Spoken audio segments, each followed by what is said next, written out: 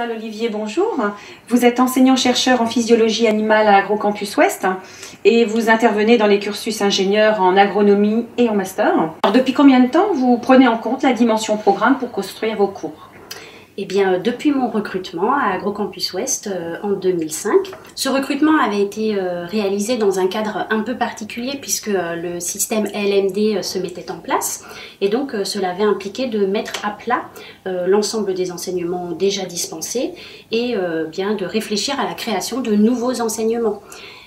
Un nouveau chantier de réforme a également eu lieu à AgroCampus Ouest en 2013 pour la réforme du cursus ingénieur agronome et donc ces deux temps forts chantiers de réforme ont été l'occasion de réfléchir encore plus à cette dimension programme. Quelles sont les raisons qui vous y ont conduit et surtout concrètement, comment avez-vous procédé? Eh bien, lorsque j'ai été recrutée au sein de mon unité pédagogique, il y avait déjà 6 enseignants-chercheurs. Donc chacun avait son domaine de spécialité et mon recrutement devait soulager une partie des enseignements de mes collègues, mais également je me devais de créer de nouveaux enseignements sur une autre thématique. Et donc il était important pour moi de bien réfléchir et bien connaître l'ensemble des compétences attendues pour un ingénieur agronome ou un master en sciences de l'animal.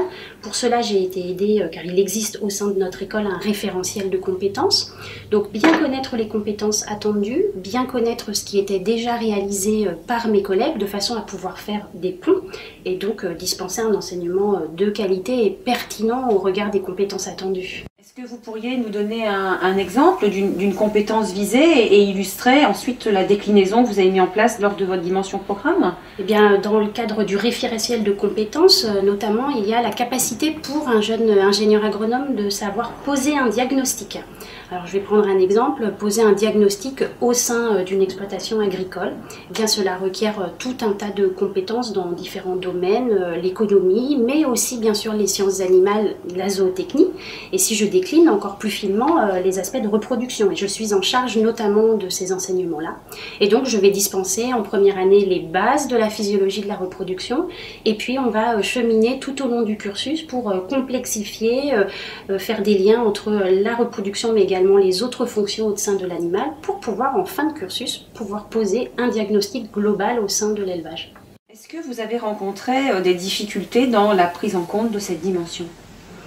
Alors oui, évidemment, lorsque l'on arrive au sein d'une équipe pédagogique, eh bien, il faut réussir à bien comprendre ce qui est fait par ses collègues et ce n'est parfois pas évident, mais un fonctionnement très collectif et des échanges permettent voilà, de se comprendre et de créer quelque chose ensemble de cohérent.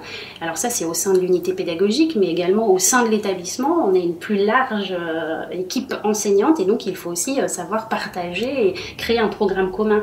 Mais une fois que ce programme est en place, eh bien, tout le monde s'y conforme et tout le monde y trouve son compte.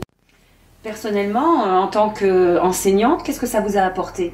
Alors en tant que jeune enseignante au moment de mon recrutement, une sécurité, j'ai envie de dire, dans le travail, puisque je savais exactement ce qui était attendu de moi, ce que je devais dispenser pour atteindre un objectif de compétence en fin de cursus. Donc c'est la sécurité un peu dans le travail et puis le côté gratifiant, puisque j'étais certaine de coller aux compétences attendues pour mes étudiants. Justement, est-ce que vous avez le sentiment que ça a un impact au niveau de vos étudiants? Alors je pense que pour les étudiants, c'est assez agréable de savoir à la fin, à la fois au niveau d'une unité d'enseignement, d'un semestre, d'une année, d'un cursus, de savoir ce que l'on attend d'eux et ce sur quoi ils vont être évalués. Alors parfois ils ne se rendent pas bien compte pendant le cursus de la complémentarité de ce qu'on attend d'eux et donc il faut qu'ils nous fassent confiance parce que le but pour nous c'est effectivement d'arriver à un portefeuille de compétences complet.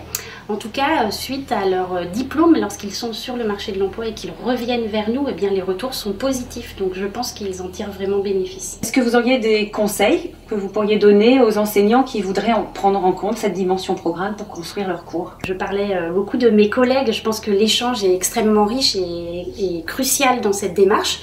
Donc je pense qu'une dynamique, créer une dynamique de groupe, c'est quelque chose qui est indispensable. Et puis lever une peur qui est un petit peu le fait de se sentir étriqué dans un programme. En fait, un programme, ça permet de fixer un cadre, une direction, mais en aucun cas les modalités. Et donc ces modalités, bien, elles sont à mettre en œuvre vraiment en fonction des volontés et des souhaits des enseignants. Vanessa L'Olivier, je vous remercie.